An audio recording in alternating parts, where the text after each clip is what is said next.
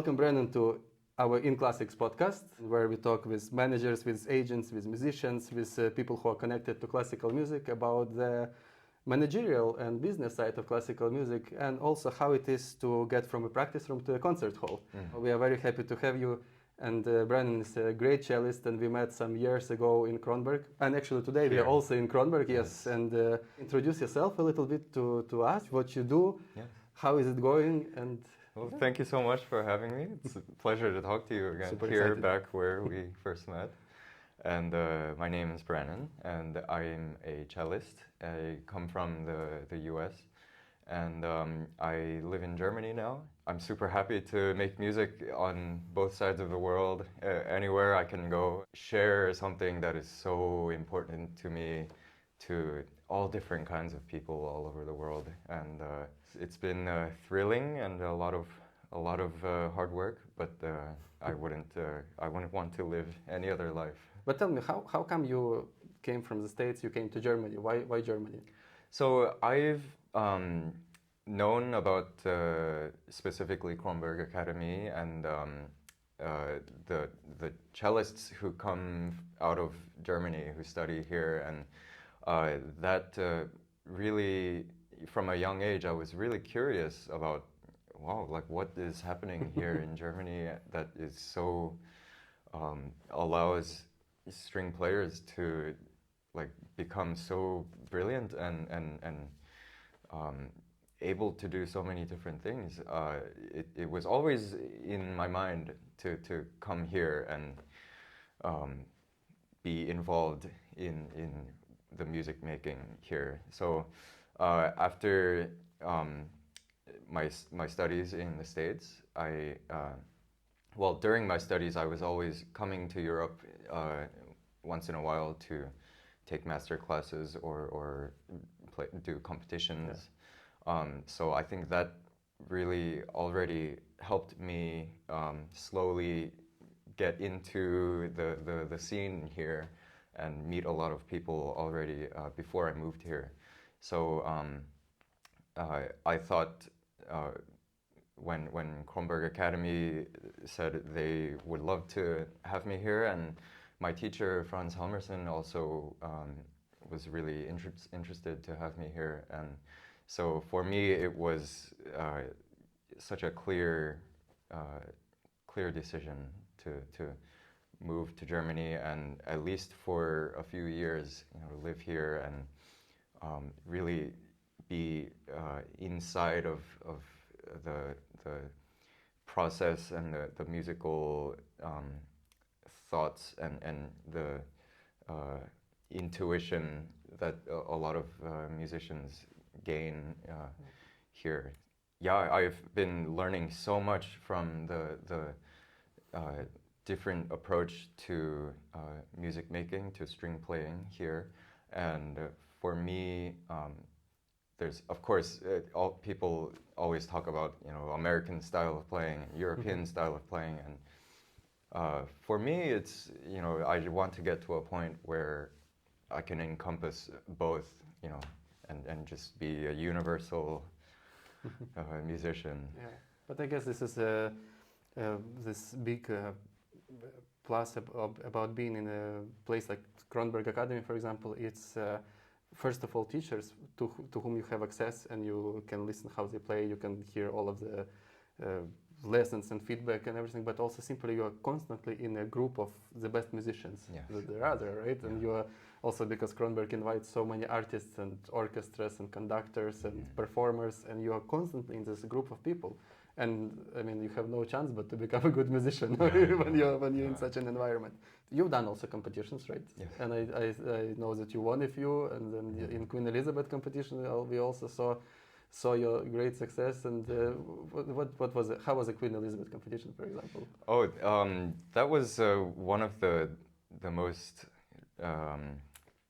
rewarding. I mean, in terms of musical and also personal relations, it was one of the most rewarding competition experiences I had. It feels more of a festival actually, because the audience, I mean, from the first day of the first round, the hall is packed, and there's so much excitement, and it's quite long. I was in Brussels for 7 weeks total, including all the winners recitals after. But so it felt like I wasn't just there to compete and then leave, but it felt like I was really being involved in the city, the excitement for this event, and ever since then I've been lucky to come back to Brussels to play every year. So I feel like now Brussels, it feels like another home to me. What do you feel like drives you to do competitions? Like, do you feel like that it's a necessary step in establishing a career, or is it for growing skills, or is it for meeting people? What is the main drive to do competition? I think it's all of those. I think when you're younger and still studying and you're not playing so many concerts yet, I think it's really good to have those concrete goals that the competition sets for you. You know, you have to play this piece, this program, this at a certain period of time, and you have to prepare until then. And if you're not so busy with concerts yet, it's hard to set goals like that without competition. Right. So in terms of your own musical growth, I think it's such a solid path to set for yourself. Yeah. And also music, personally, you meet all the best cellists in the world doing these competitions, and at least for me, it never felt like we were competing. It never felt like we were fighting each other. It really felt like a celebration of friendship and music whenever I went to a competition.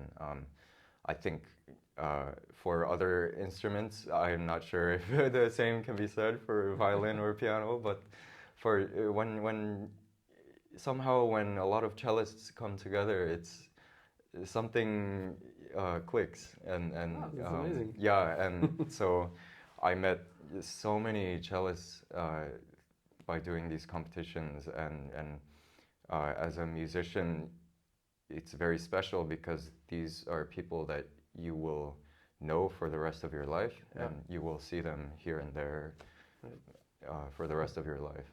Do you have like some process how you prepare for competition? Because now you've done a bunch of them, so you probably have like some kind of way that like, okay, now I need to do this, and by that time I need to probably play a recital with this program and everything. Do you have your process? Or? Yes, it's I tried to sort of have every piece like have a gauge for every piece in my head at all times. So, of course, at the beginning, some pieces you will already know and know very well. Some pieces will be new. So really, if you can imagine that balance of, okay, now it's here, now it's, and so you have this vision of where every piece is. And I, of course, start as early as possible, and to start really from the basics of the new pieces that I have to learn, and just as slowly and thoroughly as you can prepare is definitely the best way for me, at least. I know a lot of people that would rather not prepare for so long in order to keep things fresh. I understand that as well, and it's a hard balance. So I think as it gets closer to the competition, I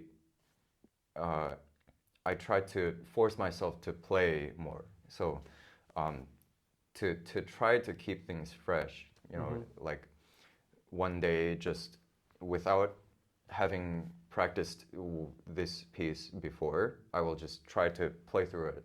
Yeah. And whatever difficulties, you know, just try to get through it. And then by the end, I will have really a clear picture of what really needs work and what feels good. And so it's sort of this kind of intuition that you develop after doing many competitions. Do you try to somehow do some kind of mock-up rounds and play for your friends and do recitals? Yeah. Because probably playing for the audience is one of the biggest steps, right? Yeah. I remember myself, I was many years ago, but I was preparing for RD competition in Munich as a double bass player, and I was already out of school, and I thought, okay, like this time I'm gonna do everything by myself. I'm gonna prepare by myself, and I had this little apartment in Riga, and I was just like playing day and night, you know, and just like practicing, and then I come to competition. I go to the first round, I play, and I was like, wow, one thing that I forgot is to actually play for people, because you get on stage, you get all shaken, and needless to say, I didn't pass to the second one, you know, and after that for me it was like, okay, it's enough, you know, like I'm too old for this stuff. So like it's important probably not to forget while you are preparing to always play for people at any stage, you know, like I mean at your level of playing, like you know, I'm sure that just reading a score, you could already perform it, you know, for people. You don't need to sit in a room for 6 months, you know, and do that. For something like Queen Elizabeth, probably you prepare mentally your whole life, or like your whole professional life, no? Because you know that it is a goal. Is there ever a doubt about even applying for competition? Or it's you know, like I apply, I do send a video, and I see if I get in? Yes, I mean, when I did competitions, it was a big goal for me every year. I think I would try to, you know, find the biggest competition happening and apply, and because I wasn't playing so many concerts then, and so it was really something to keep me busy and to push myself. So it was a very big priority for me. Yeah. For me, somehow always the preliminary, the CD or the tape was in a way the most difficult somehow, because for me, when I get in front of an audience, of course, if I'm very prepared, it's much easier for me to go with the flow on stage and really express, you know, what I want to express, and with, you know, mistakes or not, it's, you know, whatever happens. And in a recording, it's a little different. It's kind of because you can do, you know, many takes. So it's kind of you're like, oh, is this the one? Is it not the one? It's a weird feeling for me. Yeah. So especially in the preliminary, they require many, you know, etudes and things you don't normally play in concerts. Yes. So that was always a very difficult step for me. Yeah. How is it for competition? Because there, of course, you're very much judged by this perfection standard. Yeah. Do you feel that during performance and competition you can still let yourself be you and just focus on music making, or do you feel that there is a certain boundary in which you have to be? What I realized during these competitions is I think some decades ago it was more about being correct and you know, not offending the judges. I found recently, while I was doing competitions, that actually these days judges want something interesting. They want to be moved. They want someone to take risks and to really believe in those risks. And I know from some comments that I received, you know, in the past, it was really, judges get bored these days if you're very correct and just, you know, playing. They kind of tune out, and but when someone comes on stage and they're really like, damn, this is me. This is what I believe this music is expressing. Yeah. Then the judges go, oh, whether they agree or not, they listen. Yeah. And something grabs them.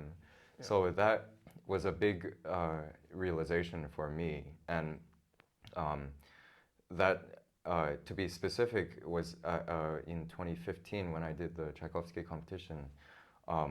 I thought I played very well. I was very prioritizing the notes and intonation and all these technical things. And then a lot of the judges told me, like, you know, take some risks, you know, do something, tell us many different things, you know, be more imaginative. For me, that really allowed me to be much more free in the next competitions. And so from then on, it felt more of a concert. Yeah, I approached it more of a recital or a concerto performance of, you know, this music is super important to me, and I want to communicate all these things to the audience, and just the judges happen to be in the audience. Yeah. Well, this is a great way, and to think of it as just as another performance opportunity and opportunity to play in front of live audience, especially as you say. Yeah, right. We do competitions at the point when we still don't have that many concerts lined up, so there is a time and space for this. So if you want to play in front of people, why not to do it also in competition, right? Actually, so after, for example, Queen Elizabeth competition, do you feel like your schedule got busy? Yes, it definitely helped. What it helped mostly with was because so many people watched this competition, Right. all kinds of people all over the world saw my playing, and so got to know my playing through there.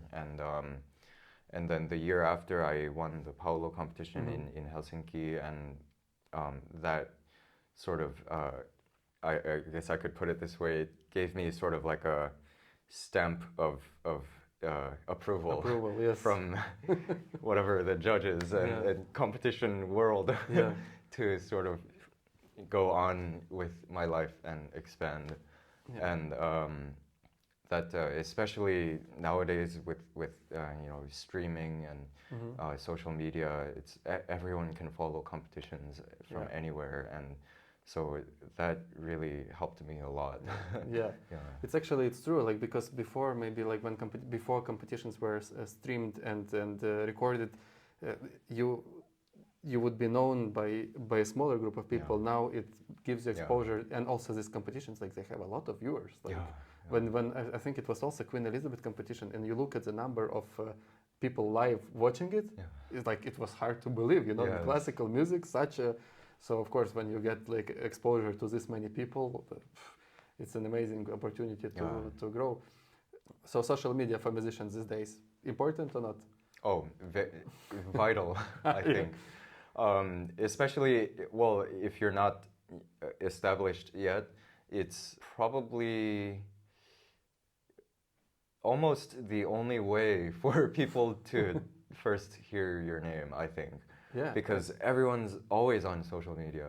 And not everyone is necessarily going to concerts all the time, which is a pity, but it's true. I mean, especially young people, they don't always buy, you know, the full season tickets, or you know, they you know, go to see who they want to see.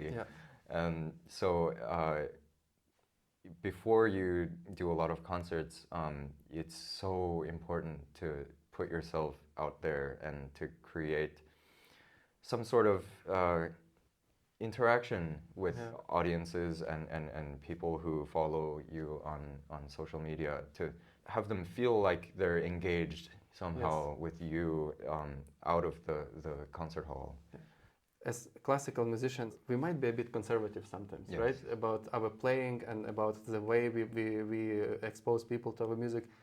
But at the same time, our goal is to play for people, right? There is a part of that comes from inside, where you just want to perform and where you just want to play, and it is just the way you live. But the other part, we always need a listener. And I think like nowadays there are so many listeners online that why not to make this extra effort and do something so people get exposed to this kind of music also on Instagram or TikTok, doesn't Facebook. Because this is a way to bring them to the concert hall later, to our concert, because they see something like, oh, like I love this and I'm gonna come. So I actually, like for me, being now so much more involved with social media and with internet, it is sometimes, we've done a lot of when we were building our the beginnings of the company and all this website development, we did so much research online. We checked through people's websites, we checked through musicians' Instagrams and Facebooks and all the social media accounts. And it was interesting to see that we as musicians, we don't really put too much time or thought or effort into actually creating good content.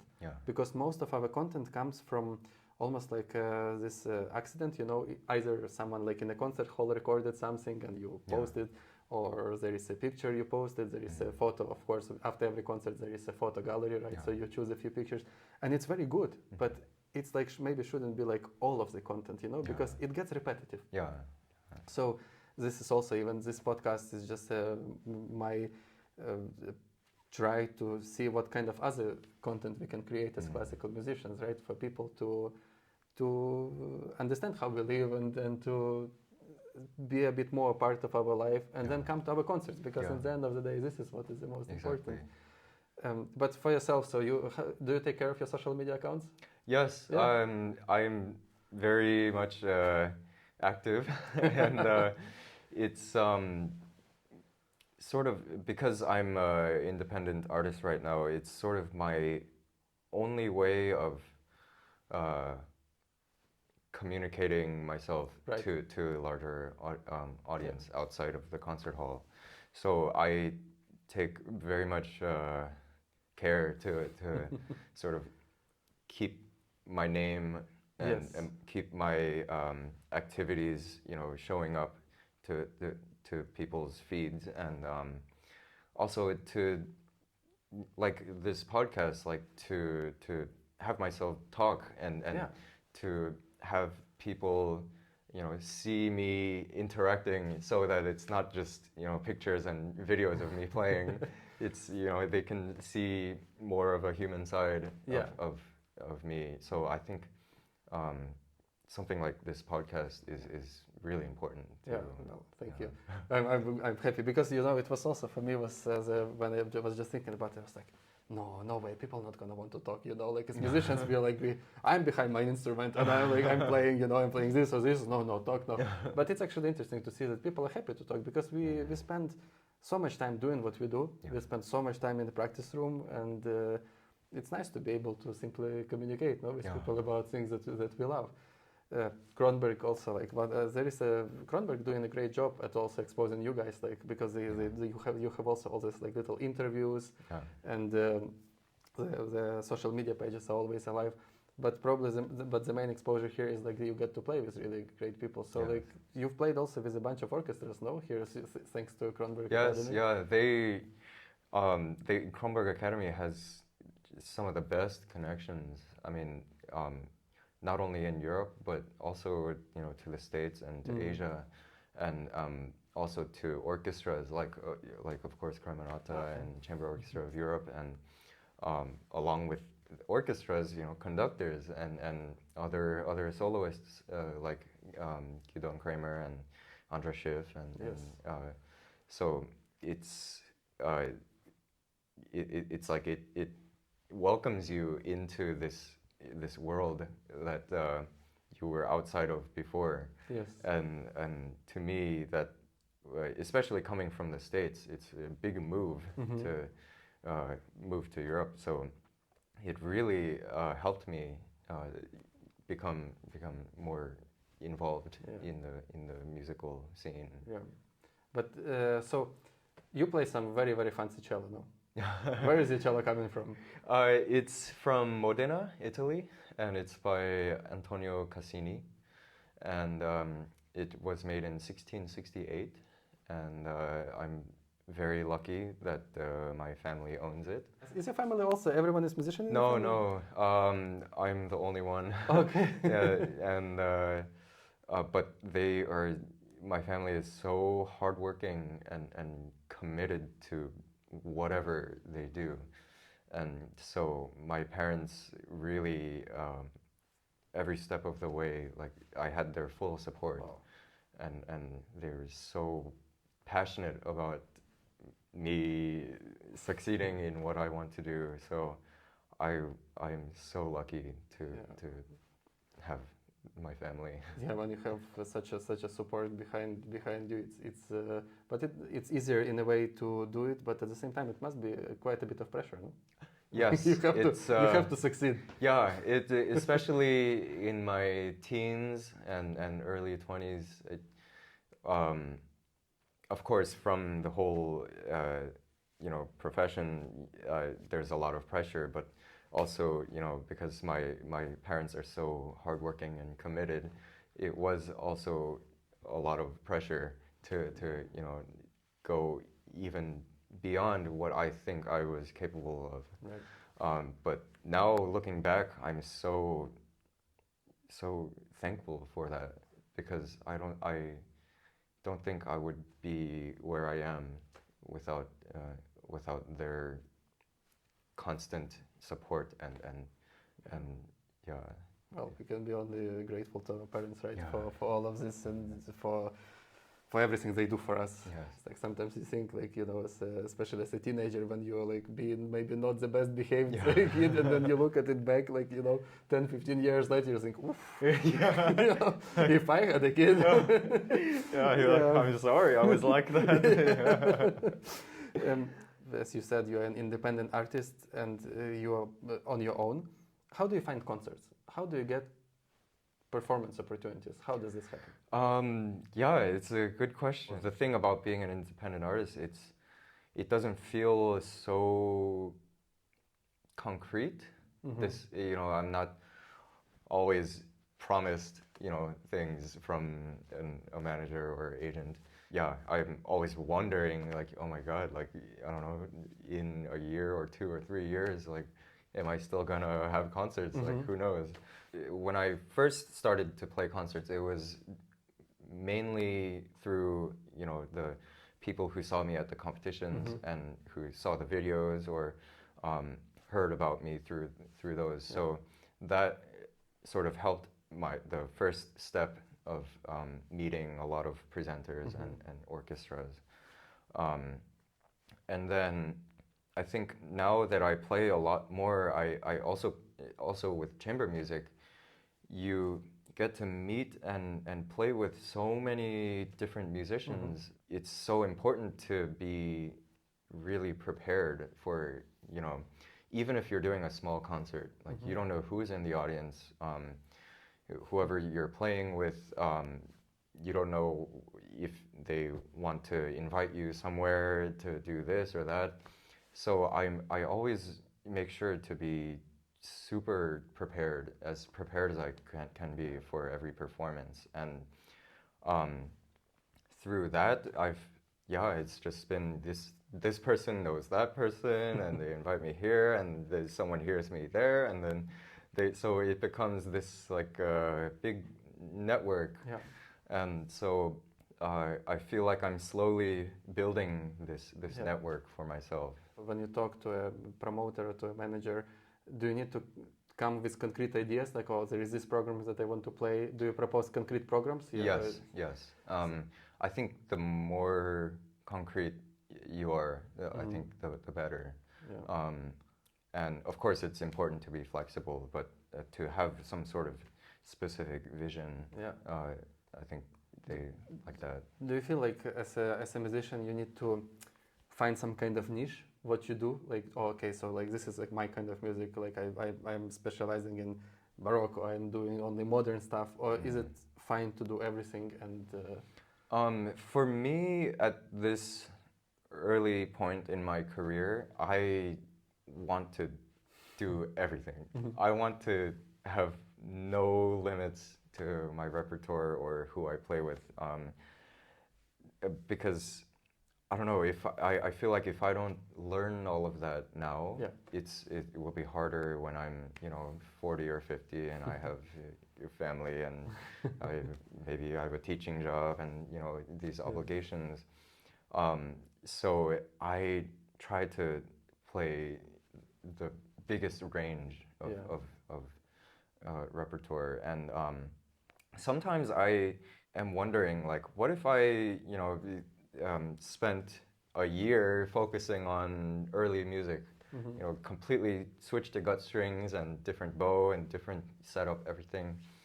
I mean, I would love to explore that kind of thing, or on the other side with contemporary music.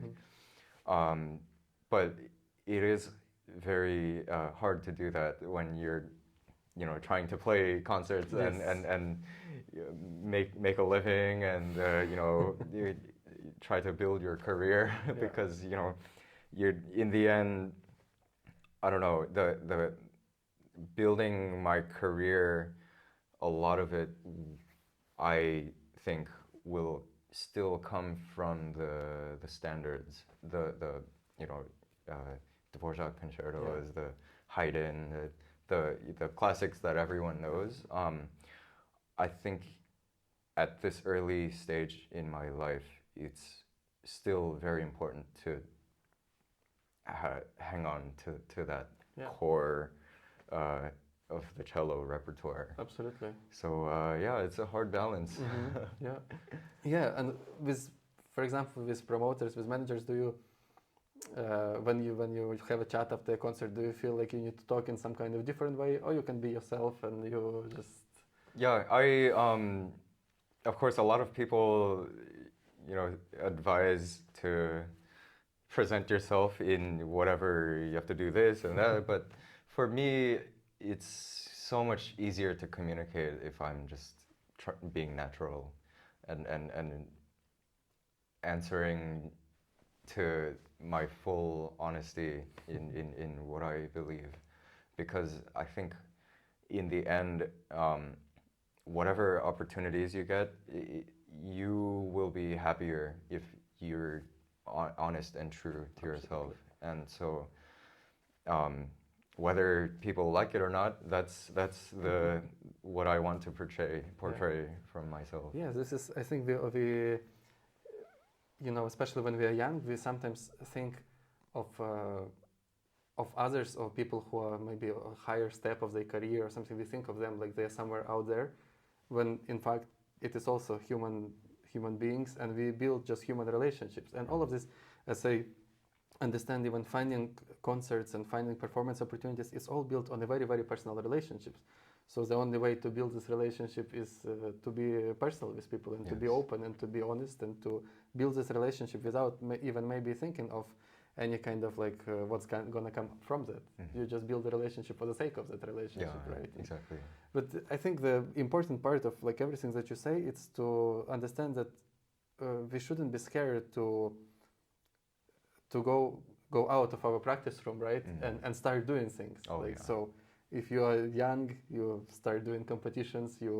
If you are doing competitions and you talk to people, then you perform your concerts, and then never to be scared, and never to think that like, oh, it's too early for me to go in public. It's too early for me to play for people. It's never too early, right? Because I think we are, maybe with our perfectionist nature, we are often maybe go like, oh, but it's not ready. Like, oh, I'm not ready. I still need to study here and there until I can perform. And how is chamber music? So chamber music also is a big part of your life, Oh yes, I think right now I even play more chamber music than solo, and I learned so much from playing with different people and repertoire that I haven't discovered, while I was in the competition cycle. For me, some of the best music is chamber music. The best written repertoire is from chamber music.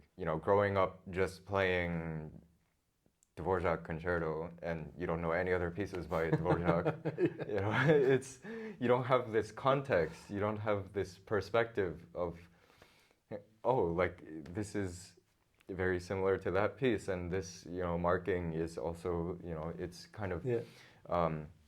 It opens your perspective much more, and I I also really enjoy just meeting other people, you know, because a lot of times you travel solo and you play your concert and then you leave and go to the next one and do the same thing over and over again. And but to play with different kinds of musicians and to meet different personalities, I think is completely a part of the music also itself. The art is also the personal connection. Yeah. So chamber music is and will be a huge part of my life. It's very interesting to hear how someone builds a career at the stage where you are, because it's really in the making. Yeah. And you know, I think as musicians we can share it with other musicians, you know, openly, because I think there are a lot of people who are sitting in the practice room and they play very well, and they just do not know the steps necessary for getting somewhere. Yeah. And maybe not all of us are lucky to have the opportunity to go somewhere to study, or to even, or we are too shy to try. And it's amazing to hear from people who make it, you know, to hear how they are doing it. So thank you for being here and being open and for this conversation. No, it's so important, this topic of, you know, like, because we learn certain things in school, in conservatory, but then to transition into real life, there's a big missing step. And to figure that out yourself and sort of learn from others, it's been really eye-opening, and to find my own way, my own path. It's challenging, but I feel it's so rewarding to me. Yeah. Yeah, well, I wish you all the best, and I'm looking forward to seeing you on stage. Thank you so much for having me. It was a pleasure. Yeah, it was absolutely was. Yeah. Yeah.